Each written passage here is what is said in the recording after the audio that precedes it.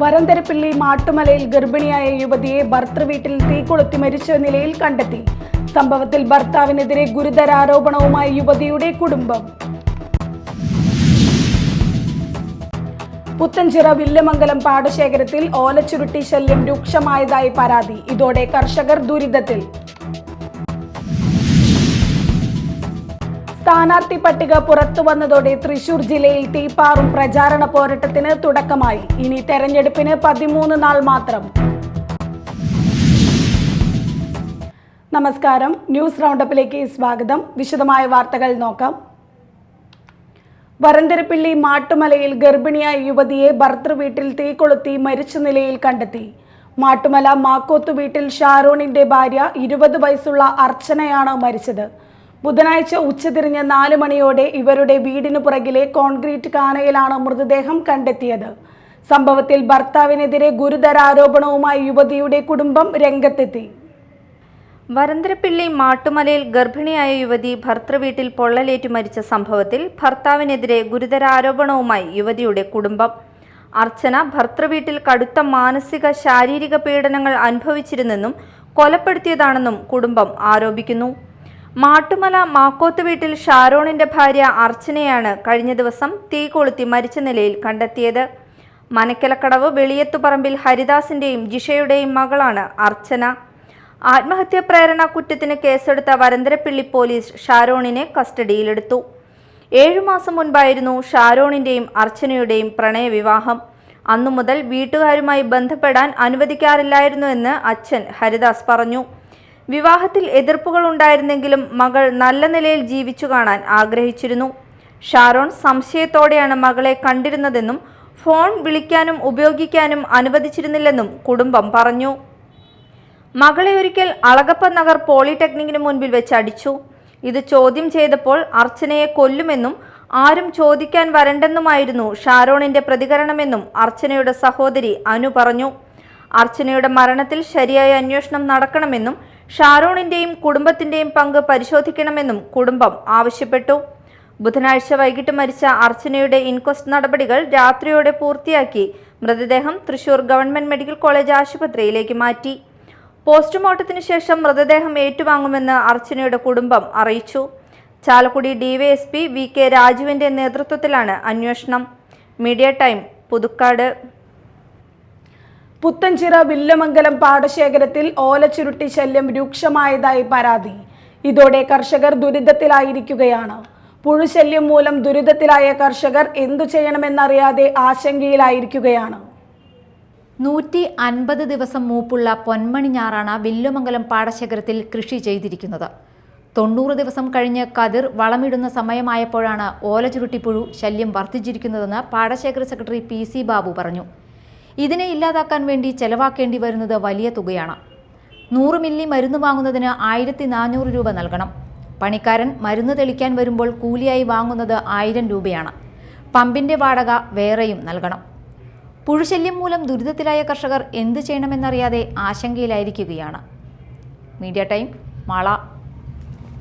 സ്ഥാനാർത്ഥി പട്ടിക പുറത്തു വന്നതോടെ തൃശൂർ ജില്ലയിൽ തീപ്പാറും പ്രചാരണ പോരാട്ടത്തിന് തുടക്കമായി. ഇനി തെരഞ്ഞെടുപ്പിന് 13 നാൾ മാത്രം. ഡിസംബർ 1 മുതൽ പ്രചാരണം കടുപ്പിക്കാനുള്ള തീരുമാനത്തിലാണ് സ്ഥാനാർത്ഥികൾ. വീടുകൾ കയറിയിറങ്ങി വോട്ടർമാരെ നേരിൽ കണ്ടുള്ള വോട്ടഭ്യർത്ഥനകളും കടന്ന് പ്രചരണ വേലകൾ സമ്മേളനങ്ങളിലൂടെ മുന്നേറുകയാണ്. തൃശൂർ ജില്ലയിലെ ഓരോ ബൂത്തുകളിലും രാഷ്ട്രീയ പാർട്ടികൾ തെരഞ്ഞെടുപ്പ് കമ്മിറ്റി ഓഫീസുകൾ തുറന്നു കഴിഞ്ഞു. മുന്നണികൾക്കു വേണ്ടി സംസ്ഥാന ദേശീയ നേതാക്കൾ വരെ കോർപ്പറേഷൻ, നഗരസഭ, ഗ്രാമ വ്യത്യാസമില്ലാതെ നാടോടി നടക്കുകയാണ്. ഡിസംബർ 1 മുതൽ പ്രചാരണം കടുപ്പിക്കാനുള്ള തീരുമാനത്തിലാണ് സ്ഥാനാർത്ഥികൾ. മുന്നണികൾക്ക് ഭീഷണിയായി നിരവധി വിമത സ്ഥാനാർത്ഥികൾ ഉണ്ടെങ്കിലും അവരെയെല്ലാം വെട്ടിയൊതുക്കിയുള്ള പ്രവർത്തനങ്ങളും പ്രതികരണങ്ങളുമാണ് അണികളുടെയും ജനങ്ങളുടെയും ഭാഗത്തുനിന്ന് ലഭിക്കുന്നതെന്ന് വിവിധ മുന്നണി നേതാക്കൾ അവകാശപ്പെട്ടു. തെരഞ്ഞെടുപ്പ് പ്രചാരണങ്ങൾക്കായുള്ള വിവിധ രാഷ്ട്രീയ പാർട്ടികളുടെ കൊടികളും തോരണങ്ങളും വിപണിയിൽ ലഭ്യമാണ്. രാഷ്ട്രീയ പാർട്ടികളുടെ ചിഹ്നങ്ങൾ പതിപ്പിച്ച കുടകൾ, ഷാൾ, കീ ചെയിൻ, ബലൂൺ, പ്ലക്കാർഡുകൾ തുടങ്ങിയവ തെരഞ്ഞെടുപ്പ് വിപണിയിലെ താരങ്ങളാണ്. ഇത്തരം സാമഗ്രികൾ ആവശ്യപ്പെട്ട് നിരവധി പേർ എത്തുന്നതായി കടയുടമകൾ പറഞ്ഞു. പ്രചാരണ പ്രവർത്തനങ്ങൾ വിലയിരുത്തി നിയമവിരുദ്ധ പ്രവർത്തനങ്ങൾക്കെതിരെ നടപടി സ്വീകരിക്കാൻ ജില്ലാ, താലൂക്ക് തലത്തിൽ ആന്റി ഡിഫേസ്മെന്റ് സ്ക്വാഡുകൾ പ്രവർത്തിക്കുന്നുണ്ട്. സ്ഥാനാർത്ഥികളുടെയും വിവിധ രാഷ്ട്രീയ കക്ഷികളുടെയും പ്രചരണ പരിപാടികൾ പരിശോധിക്കുന്നതിനൊപ്പം നോട്ടീസ്, ബാനർ, ബോർഡ്, പോസ്റ്ററുകൾ, ചുവരെഴുത്ത്, മൈക്ക് അനൗൺസ്മെന്റ്, പൊതുയോഗങ്ങൾ, നവമാധ്യമങ്ങളിലൂടെയുള്ള പ്രചാരണങ്ങൾ തുടങ്ങിയവയും സ്ക്വാഡുകൾ പരിശോധിക്കുന്നു. ലഘുലേഖ പ്രസിദ്ധീകരണം, കമാനങ്ങൾ സ്ഥാപിക്കൽ എന്നിവയുമായി ബന്ധപ്പെട്ട മാർഗനിർദ്ദേശങ്ങളും ഹരിത മാനദണ്ഡങ്ങളും സ്ക്വാഡ് ഉറപ്പുവരുത്തും. പൊതുവഴി കയ്യേറി കാൽനടയാത്രക്കാർക്കും വാഹനങ്ങൾക്കും തടസ്സമാകുന്ന വിധത്തിൽ ബോർഡുകളും കമാനങ്ങളും സ്ഥാപിക്കരുത്. പ്രചാരണവുമായി ബന്ധപ്പെട്ടുള്ള പൊതുജനങ്ങളുടെ പരാതികളും സ്ക്വാഡ് പരിശോധിച്ച് നടപടി സ്വീകരിക്കും. Media time, Mala. കൊടകര കുന്നത്തൃക്കോവിൽ ക്ഷേത്രത്തിലെ കാവടി ഉത്സവം ആഘോഷിച്ചു. 21 ദേശങ്ങളിൽ നിന്നെത്തിയ കാവടികൾ പൂനിലാർക്കാവ് ക്ഷേത്രത്തിൽ ഭക്തിസാന്ദ്രമായി സമാപിച്ചു. ക്ഷേത്ര ഭരണസമിതിയും ഭക്തജനങ്ങളും ചേർന്ന് കുന്നത്തൃക്കോവിലെത്തി ആദ്യത്തെ അഭിഷേകം നടത്തി. കൊടകരയാകെ ഷഷ്ടി ആഘോഷത്തിൽ. കൊടകര കുന്നത്തൃക്കോവിൽ ശ്രീ സുബ്രഹ്മണ്യ ക്ഷേത്രത്തിലെ ഷഷ്ടി മഹോത്സവത്തിന് 21 സംഘങ്ങളാണ് ഇക്കുറി പങ്കാളികളായത്. പുലർച്ചെ 4 മണിക്ക് പൂനിലാർക്കാവ് ദേവസ്വത്തിന്റെ ആദ്യ അഭിഷേകവും തുടർന്ന് ഭക്തരുടെയും വിവിധ കാവടി സംഘങ്ങളുടെയും അഭിഷേകം നടന്നു. ഷഷ്ടിയുടെ ചടങ്ങുകളെല്ലാം കുന്നത്തൃക്കോവിൽ ക്ഷേത്രത്തിലാണ് നടക്കുന്നതെങ്കിലും കാവടിയാട്ടം പൂനിലാർക്കാവ് ക്ഷേത്ര സന്നിധിയിലാണ്.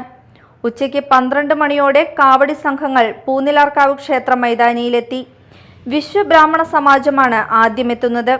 വൈകിട്ട് 5 മണിവരെ പകൽ കാവടിയാട്ടമുണ്ടായി. രാത്രിയിലും പകലിന്റെ ആവർത്തനമുണ്ടായിരുന്നു. Media time, Kodakara. മറ്റു വാർത്തകൾ ഒറ്റനോട്ടത്തിൽ. കൊടുങ്ങല്ലൂരിലെ മതനിരപേക്ഷ വോട്ടുകൾ ഭിന്നിക്കുന്നത് തടയാനും വർഗീയ ഫാസിസ്റ്റുകൾ വിജയിക്കാതിരിക്കാൻ ജനാധിപത്യ ശക്തികൾക്ക് പിന്തുണ നൽകാൻ ജനാധിപത്യവാദികൾ തയ്യാറാകണമെന്നും സൂര്യകാന്തി സെന്റർ ഫോർ പൊളിറ്റിക്കൽ സ്റ്റഡീസ് കൂട്ടായ്മ സംഘടിപ്പിച്ചു.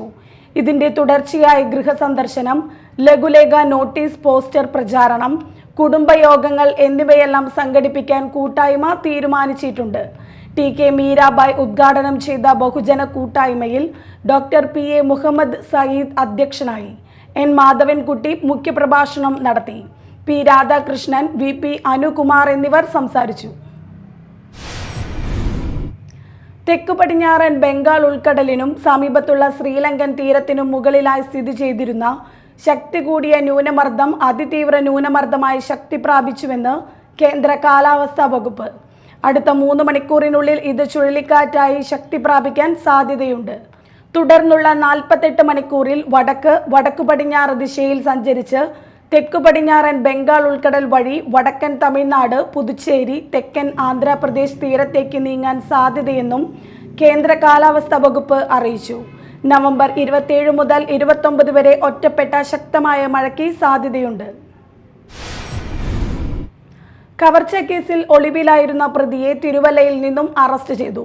കൊരട്ടി പോലീസിന്റെ നേതൃത്വത്തിലുള്ള പ്രത്യേക അന്വേഷണ സംഘമാണ് പ്രതിയെ അറസ്റ്റ് ചെയ്തത്. അരണാട്ടുകര ഒളരിക്കര സ്വദേശി കാഞ്ഞിരത്തിങ്കൽ വീട്ടിൽ വിനുവിനെയാണ് അറസ്റ്റ് ചെയ്തത്. ഈ കേസിൽ ജാമ്യമെടുത്ത് കോടതി നടപടികളിൽ സഹകരിക്കാതെ ഒളിവിൽ പോയതിനെ തുടർന്ന് തൃശൂർ അഡീഷണൽ ഡിസ്ട്രിക്ട് സെഷൻസ് കോടതി പ്രതിക്കെതിരെ പിടികിട്ടാപ്പുള്ളി വാറണ്ട് പുറപ്പെടുവിച്ചിരുന്നു. തുടർന്ന് നടത്തിയ അന്വേഷണത്തിലാണ് തിരുവല്ലയിലുള്ള ഭാര്യ വീട്ടിൽ ഒളിവിൽ കഴിഞ്ഞു വരവെ ഇയാളെ അറസ്റ്റ് ചെയ്തത്. നടപടിക്രമങ്ങൾക്ക് ശേഷം കോടതിയിൽ ഹാജരാക്കിയ പ്രതിയെ റിമാൻഡ് ചെയ്തു. Koratty police station SHO Amritharangan, GSI Joy, CPOമാരായ NV ശ്രീജിത്ത്, ജിതിൻ എന്നിവരാണ് അന്വേഷണ സംഘത്തിലുള്ളത്. ജില്ലാ പഞ്ചായത്ത് മാള ഡിവിഷൻ സ്ഥാനാർത്ഥി MR അപ്പുകുട്ടൻ മാള ടൗണിൽ പ്രചരണം നടത്തി. CPI സംസ്ഥാന കമ്മിറ്റി അംഗം KV Vasanthakumar, VR Sunilkumar MLA, CPIM ജില്ലാ സെക്രട്ടേറിയറ്റ് അംഗം PK ഡേവിസ്, ഗ്രാമപഞ്ചായത്ത് സ്ഥാനാർത്ഥികളായ MK ബാബു, സിനി ബെന്നി, NB സുരേഷ് ബാബു, സലീം പള്ളിമുറ്റത്ത്, രാജേശ്വരി, MS അശ്വതി തുടങ്ങിയവർ പ്രചരണത്തിന് നേതൃത്വം നൽകി. LDF നേതാക്കളായ VM വത്സൻ, ബൈജു മണ്ണന്തറ, VS ഗോപാലകൃഷ്ണൻ, കൃഷ്ണകുമാർ എന്നിവരും പങ്കെടുത്തു. കൊടുങ്ങല്ലൂർ നഗരസഭ NDA തെരഞ്ഞെടുപ്പ് കമ്മിറ്റി ഓഫീസ് തുറന്നു. NDA ജില്ലാ കൺവീനർ PK രവീന്ദ്രൻ ഉദ്ഘാടനം നിർവഹിച്ചു. BJP മണ്ഡലം പ്രസിഡന്റ് ജിതേഷ് അധ്യക്ഷത വഹിച്ചു. BJP ജില്ലാ ട്രഷറർ KR വിദ്യാസാഗർ, സംസ്ഥാന കൗൺസിൽ അംഗം VG ഉണ്ണികൃഷ്ണൻ, BDJS ജില്ലാ ജനറൽ സെക്രട്ടറി ദിനിൽ മാധവ് എന്നിവർ സംസാരിച്ചു. കൊടുങ്ങല്ലൂർ തൃക്കുലശേഖരപുരം ശ്രീകൃഷ്ണ സ്വാമി ക്ഷേത്രത്തിൽ ഉത്തരവെപ്പ് ചടങ്ങ് നടന്നു.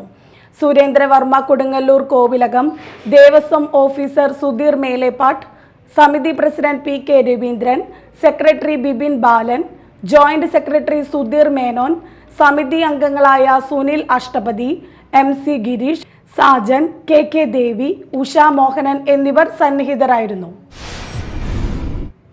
ഇനി തെരഞ്ഞെടുപ്പ് പ്രത്യേക പരിപാടിയായ എൻ്റെ പഞ്ചായത്ത് കാണാം. ഇന്ന് മതിലകം ഗ്രാമപഞ്ചായത്ത്.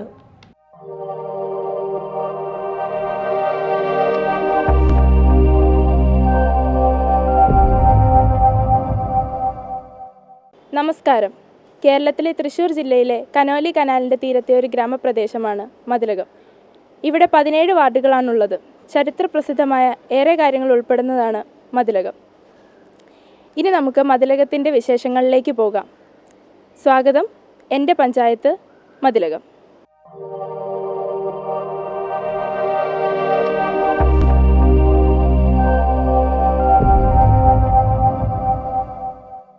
തൃശൂർ ജില്ലയിലെ കൊടുങ്ങല്ലൂർ താലൂക്കിലുള്ള ഒരു ഗ്രാമമാണ് മതിലകം. ദേശീയപാത 66-ൽ കൊടുങ്ങല്ലൂരിൽ നിന്ന് ഏകദേശം 5 മൈൽ വടക്കായി ഇത് സ്ഥിതി ചെയ്യുന്നു. എസൻപുരം, പനങ്ങാട് എന്നിവയാണ് മതിലകത്തിൻ്റെ സമീപ പ്രദേശങ്ങൾ. തൃപ്രയാർ, ഇരിങ്ങാലക്കുട റൂട്ടുകൾക്കും സമീപമാണ് ഈ സ്ഥലം.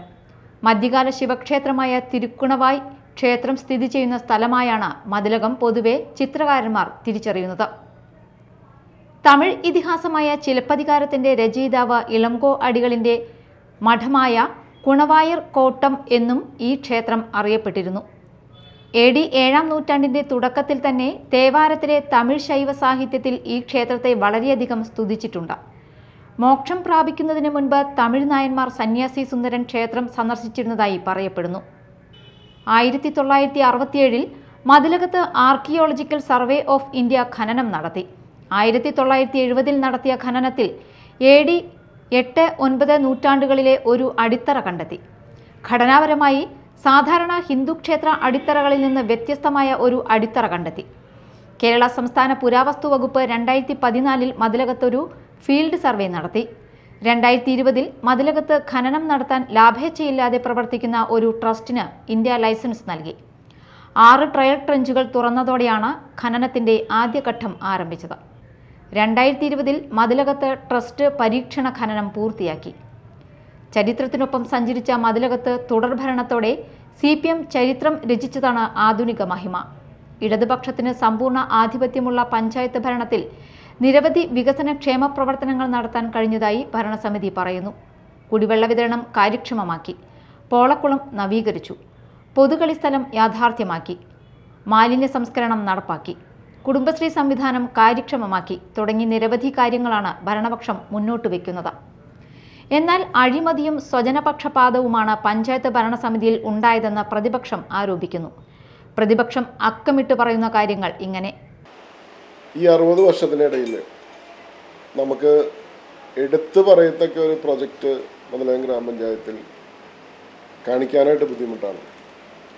അതൊരിക്കലും രാഷ്ട്രീയമായിട്ട് പറയുന്നതല്ല.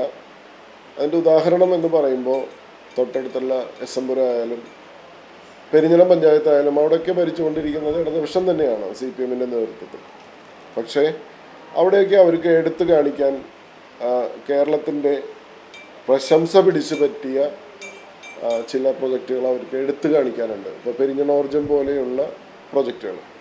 മതിലകം ഗ്രാമപഞ്ചായത്തിനെ സംബന്ധിച്ചാണെങ്കിൽ അങ്ങനെ ഒരു പ്രൊജക്റ്റ്, വിരലിൽ എണ്ണാവുന്ന പ്രൊജക്റ്റ് പോലും നമുക്ക് എടുത്തു കാണിക്കാനില്ല എന്നുള്ളത് ഈ ഭരണസമിതിയുടെ ഇത്രയും കാലത്തെ ഉള്ള ഒരു വീഴ്ചയാണ്.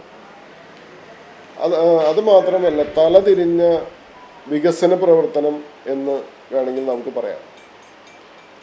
വർഷങ്ങൾക്ക് മുമ്പ് മതിലകത്തിൻ്റെ ഹൃദയമായിരുന്ന, മതിലകത്തിൻ്റെ ചെറുപ്പക്കാർക്ക് അത്താണിയായിരുന്ന ഒരു ഗ്രൗണ്ടാണ് മിനി ഇൻഡസ്ട്രിയൽ എസ്റ്റേറ്റ് ഇപ്പോൾ ഇന്നിരിക്കുന്ന ആ ഒരു സ്ഥലം. അതിൽ തലതിരിഞ്ഞ വികസനത്തിലൂടെ ഈ ഇത്രയും ചെറുപ്പക്കാരുടെ കളിക്കളം നശിപ്പിക്കുകയും അവിടെ മിനി ഇൻഡസ്ട്രിയൽ എസ്റ്റേറ്റ് വന്നിട്ട് അന്ന് പ്രാദേശികമായിട്ടുള്ളവർക്ക് ജോലി കൊടുക്കാമെന്ന് പറഞ്ഞതല്ലാതെ അങ്ങനെ ഒരു നടപടി പോലും ഉണ്ടായില്ല. ഇന്നിപ്പോൾ ഞങ്ങളിരിക്കുന്ന ഈ ഗ്രാമപഞ്ചായത്ത്, ഇവിടെ ഇത് ഈ പോളക്കുളത്തിൻ്റെ ഭാഗമായിരുന്നു. ഇത് നികത്തിയിട്ടാണ് ഇന്നിവിടെ ഈ ഗ്രാമപഞ്ചായത്തിൻ്റെ ബിൽഡിംഗ് വന്നിട്ടുള്ളത്. ഇത് നികത്തിയിട്ടുള്ളത് ഇന്ന് ഫ്രണ്ട് ഓഫീസ് ഇരിക്കുന്ന സ്ഥലം അത് പഞ്ചവത്സര പദ്ധതിയുടെ ഭാഗമായിട്ട് അതൊരു ഓപ്പൺ സ്റ്റേജ് ആയിരുന്നു. അതുമാത്രമല്ല, ഇവിടെ ബസ് സ്റ്റാൻഡ് ഉണ്ടായിരുന്നു. ഇന്ന് ഇപ്പോൾ ഈ താഴെ കാണുന്ന പോർഷൻ മുഴുവനും ബസ് സ്റ്റാൻഡിന് വേണ്ടി മാറ്റിവെച്ചതാണ്. ബാക്കി സ്ഥലം കുട്ടികൾക്ക് കളിക്കുന്നതിനും ചെറുപ്പക്കാർക്കുള്ള കളിക്കളവുമായി മാറ്റിവെച്ചതാണ്. ഇന്നിപ്പോൾ ഇവിടെ ഇതൊന്നും പറയാനില്ല, സ്റ്റാൻഡില്ല, കുട്ടികൾക്ക് കളിക്കാനുള്ള സൗകര്യമില്ല, ഓപ്പൺ സ്റ്റേജില്ല. അതുകൊണ്ടാണ് ഞാൻ പറഞ്ഞ തലതിരിഞ്ഞ ഒരു വികസന പ്രവർത്തനമാണ് മതിലകം ഗ്രാമപഞ്ചായത്തിൽ നടന്നുകൊണ്ടിരിക്കുന്നത്. അത് വികസനം എന്ന് പറയുമ്പോൾ എപ്പോഴും എല്ലാവരെയും ഉൾപ്പെടുത്തി എല്ലാവരുടെയും അഭിപ്രായങ്ങൾ സ്വരൂപിച്ചിട്ടാണ് അത് എടുക്കേണ്ടത്. അതല്ലാതെ ഒരു ഏകപക്ഷീയമായി നടത്തുമ്പോഴാണ് പലപ്പോഴും ഇങ്ങനെയുള്ള തലതിരിഞ്ഞ വികസനത്തിലേക്ക് പഞ്ചായത്തുകൾ മുന്നോട്ട് പോകുന്ന ഭരണസമിതികൾ.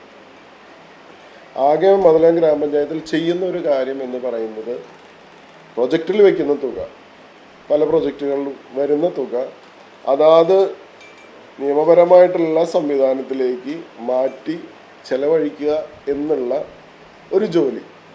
അതിൻ്റെ ഒരു ഉദാഹരണം പറയുകയാണെങ്കിൽ, നമ്മൾ ഡാമിൽ വെള്ളം ശേഖരിച്ചിട്ട് കൃഷിക്ക് എങ്ങനെയൊക്കെ തുറന്നു വിടാൻ പറ്റുമോ അങ്ങനെയൊക്കെ തുറന്നു വിടുന്ന ചില സാഹചര്യമാണ് മതിലകം ഗ്രാമപഞ്ചായത്തിൽ സൃഷ്ടിച്ചുകൊണ്ടിരിക്കുന്നത്. അത് തന്നെ പലപ്പോഴും സ്പിൽ ഓവറാവും. സ്പിൽ ഓവറായാൽ നമുക്കൊക്കെ അറിയാം, സ്പിൽ ഓവർ ആയി കഴിഞ്ഞാൽ ആ വർഷത്തെ പ്രൊജക്റ്റിൽ ആ സ്പിൽ ഓവറിൻ്റെ തുക മാറ്റിവെക്കും. അപ്പോൾ അപ്പോഴും നമുക്ക് ഈ വികസന പ്രവർത്തനങ്ങൾ നടക്കാതെ പോവുകയാണ്. അതുമാത്രമല്ല, ഈ തീരദേശം മുഴുവനും കുടിവെള്ളക്ഷാമമാണ്. കുടിവെള്ളക്ഷാമത്തിന് ഇപ്പോഴും ഒരു പ്രൊജക്റ്റ് വെച്ച് അതിന് ശാശ്വതമായിട്ടുള്ള ഒരു പ്രശ്നപരിഹാരത്തിന് വേണ്ടിയിട്ടുള്ള കാര്യങ്ങൾ ചെയ്യുന്നില്ല. മാസം 5-6 ലക്ഷം രൂപ തനത് ഫണ്ടിൽ നിന്ന് ചെലവാക്കി വാഹനത്തിലൂടെ ടാങ്കറിലൂടെ വെള്ളം വിതരണം ചെയ്യുന്ന ഒരു പരമ്പരാഗത രീതിയാണ് ഇപ്പോൾ അവലംബിച്ചുകൊണ്ടിരിക്കുന്നത്. തൊട്ടപ്പുറത്ത് മതിലകം പഴയ പഞ്ചായത്ത് ഇരുന്ന സ്ഥലം പൊളിച്ച് കളഞ്ഞിട്ട് വർഷങ്ങളായി. ഇതുവരെ അവിടെ ഒരു ബിൽഡിങ്ങിന് വേണ്ടിയിട്ടുള്ള ഒരു ഇഷ്ടിക പോലും ഇറക്കാൻ ഈ ഭരണസമിതിക്ക് കഴിഞ്ഞിട്ടില്ല. അതിന് ഫണ്ട് സ്വരൂപിക്കാൻ കഴിഞ്ഞിട്ടില്ല. അങ്ങനെ തുടങ്ങി ഒരു എടുത്തു പറയത്തക്ക ഒരു പ്രൊജക്റ്റ് പോലും എടുത്തു കാണിക്കാൻ പറ്റാത്ത ഒരു ഭരണസമിതിയാണ് ഇന്ന് ഇവിടെ ഭരിച്ചുകൊണ്ടിരിക്കുന്നത്. ഇവിടെ ഒരു കളിക്കളവുമായി ബന്ധപ്പെട്ട് അഴിമതി ആരോപണം നടക്കുന്നുണ്ട്. കഴിഞ്ഞ ഭരണസമിതി പൊതുജനങ്ങളിൽ നിന്ന് പൈസ പിരിച്ച്, കുടുംബശ്രീക്കാരുടെ നിന്ന് പൈസ പിരിച്ച്, തൊഴിലുറപ്പുകാരുടെ നിന്ന് പൈസ പിരിച്ച്, നമ്മുടെ കുട്ടികളുടെ നിന്ന് പൈസ പിരിച്ച് 100 രൂപ കൂപ്പൺ വെച്ച് 8.5 ലക്ഷം രൂപ സമാഹരിക്കുകയും പൊതുജനങ്ങളിൽ നിന്ന് ഏകദേശം ഈ 8.5 ലക്ഷം രൂപയും ബാക്കിയുള്ള പൈസയും പിരിച്ചെടുത്ത് 20 ലക്ഷം രൂപ ഏകദേശം പിരിച്ചെടുത്തു എന്നുള്ളതാണ് ഞങ്ങൾക്കറിയാൻ കഴിഞ്ഞ കാര്യങ്ങൾ. പക്ഷേ 14.5 ലക്ഷം രൂപ അഡ്വാൻസ് കൊടുത്തെങ്കിലും ഇന്നും ആ കളിക്കളം എവിടെ എത്താതെ നിൽക്കുകയാണ്. ആ പൈസയെക്കുറിച്ച് ഒരു അറിവുമില്ല. മാത്രമല്ല, ഉടമസ്ഥൻ പഞ്ചായത്തിൽ ഏൽപ്പിച്ചിട്ടുള്ള ഭൂമിയുടെ ആധാരം അത് ഇവിടുത്തെ പാർട്ടിയുടെ സെക്രട്ടറി ഇവിടെ നിന്ന് വാങ്ങിച്ചുകൊണ്ട് പോയിട്ടുമുണ്ട്. അങ്ങനെ തീർത്തും അഴിമതി ഉള്ള ഒരു ഭരണമായിട്ട് ഇത് മാറുകയാണ്. അതിൽ പഞ്ചായത്ത് പ്രസിഡന്റിൻ്റെ കയ്യും കാലം കെട്ടിയിട്ടുണ്ടോ അല്ലെങ്കിൽ മൗനമായിട്ട് അവർ സപ്പോർട്ട് ചെയ്യുന്നുണ്ടോ എന്നൊന്നും ഞങ്ങൾക്കറിയില്ല. പക്ഷേ എങ്ങനെ പോയാലും ഇത് തീർത്തും ഒരു അഴിമതിയുടെ കറ പുരണ്ട ഒരു സംവിധാനമാണ് ഈ കളിക്കളവുമായി ബന്ധപ്പെട്ട് നടന്നുകൊണ്ടിരിക്കുന്നത്. ആ കളിക്കളത്തിന് വീണ്ടും പൈസ പിരിക്കുന്നതിന് വേണ്ടിയാണ് മതിലകത്ത് ഒരു ഓൾ ഇന്ത്യ ടൂർണമെൻറ്റ് പാർട്ടിയുടെ ആഭിമുഖ്യത്തിൽ സംഘടിപ്പിച്ചിട്ടുള്ളത്. അതും 10-ാം തീയതിക്കുള്ളിൽ പുതിയ സ്ഥലമെടുപ്പിന് പൈസ 12.5 ലക്ഷം രൂപ എത്തിക്കാമെന്ന് പറഞ്ഞെങ്കിലും ഇന്നിപ്പോൾ 15ആയി. ഇതുവരെ ആ പൈസ എത്തിക്കാനായിട്ട് ഈ പറഞ്ഞ പാർട്ടി സംവിധാനത്തിന് കഴിഞ്ഞിട്ടില്ല. ഇതൊക്കെയാണ് മതിലകം ഗ്രാമപഞ്ചായത്തിൽ നടന്നുകൊണ്ടിരിക്കുന്നത്. നമുക്ക് ചെയ്യാവുന്ന കാര്യങ്ങൾ ജനങ്ങളുടെ ക്ഷേമ പ്രവർത്തനമാണ് നമുക്ക് ചെയ്യാവുന്ന കാര്യങ്ങൾ. അതിന് നമുക്ക് ഈ കുടിവെള്ള പ്രശ്നം പരിഹരിക്കണം. കുടിവെള്ള പ്രശ്നം പരിഹരിക്കണമെങ്കിൽ ഒരു ഇച്ഛാശക്തിയുള്ള ഒരു സംവിധാനം നമ്മുടെ ഭരണസമിതിയിൽ നിലവിൽ വരണം. എന്ന് പറഞ്ഞാൽ പ്രാദേശികമായിട്ട് നമ്മുടെ കിഴക്കൻ മേഖലയിൽ പ്രാദേശികമായിട്ട് കുടിവെള്ള വിതരണം ചെയ്യുന്ന പഞ്ചായത്തുകളുണ്ട്.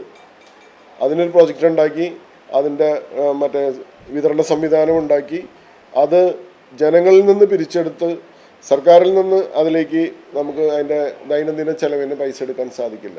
അപ്പോൾ അവർ ചെയ്യുന്നത് അഭ്യുദയകാംക്ഷികളിൽ നിന്ന് പൈസ പിരിച്ചെടുത്തുകൊണ്ട് നമുക്ക് ഈ പ്രോജക്റ്റുകളൊക്കെ നടപ്പാക്കാൻ പറ്റും. സർക്കാരിന് പരിമിതികളുണ്ടെങ്കിൽ, പഞ്ചായത്തിന് പരിമിതികളുണ്ടെങ്കിൽ നമുക്ക് തനത് ഫണ്ടുണ്ട്. അങ്ങനെ അതുപോലെ തന്നെ എൻ്റെ മനസ്സിലുണ്ടായിരുന്നൊരു കൃത്യമായിട്ടുള്ളൊരു പദ്ധതിയാണ് ഏകദേശം 347 കുടുംബശ്രീ യൂണിറ്റുകൾ മതിലകം ഗ്രാമപഞ്ചായത്തിലുണ്ട്. ഇവരുടെ എല്ലാവരുടെയും കൂടെ സമ്പാദ്യം കൂടിയാൽ ഏകദേശം 10 കോടി രൂപ അവരുടെ സമ്പാദ്യമായിട്ടുണ്ട്. ആ 10 കോടി അവരുടെ ഷെയറായിട്ട് ഇട്ടുകൊണ്ട് എത്രയും ബൃഹത്തായിട്ടുള്ള ഒരു പ്രോജക്റ്റ് നമുക്ക് മതിലകത്ത് ചെയ്യാമായിരുന്നു. കണ്ണൂർ തുടങ്ങിയിട്ടുള്ള പല പഞ്ചായത്തുകളും അത് വിജയകരമായി നടപ്പാക്കി വരുന്നുണ്ട്. നമുക്ക് നമ്മുടെ ലോക്കൽ മാർക്കറ്റല്ല, നമ്മുടെ മാർക്കറ്റ് വേൾഡ് വൈഡ് കിടക്കുകയാണ്.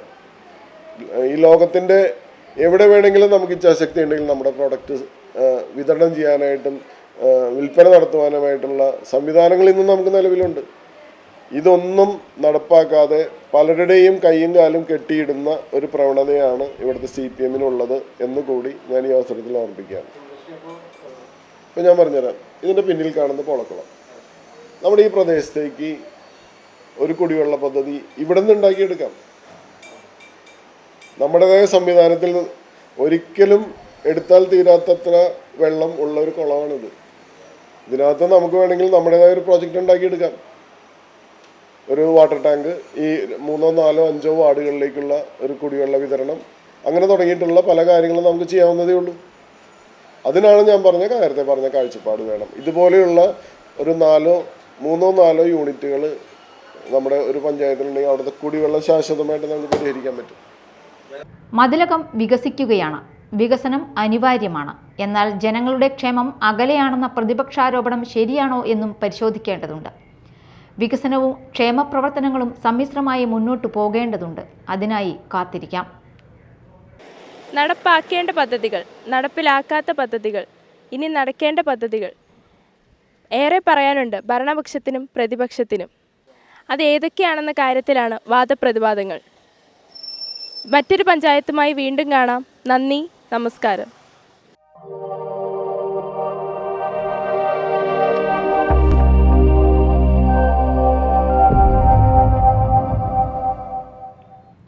പ്രധാന വാർത്തകൾ വീണ്ടും. വരന്തരപ്പിള്ളി മാട്ടുമലയിൽ ഗർഭിണിയായ യുവതിയെ ഭർതൃവീട്ടിൽ തീകൊളുത്തി മരിച്ച നിലയിൽ കണ്ടെത്തി. സംഭവത്തിൽ ഭർത്താവിനെതിരെ ഗുരുതര ആരോപണവുമായി യുവതിയുടെ കുടുംബം. പുത്തഞ്ചിറ വില്ലമംഗലം പാടശേഖരത്തിൽ ഓലച്ചുരുട്ടി ശല്യം രൂക്ഷമായതായി പരാതി. ഇതോടെ കർഷകർ ദുരിതത്തിൽ.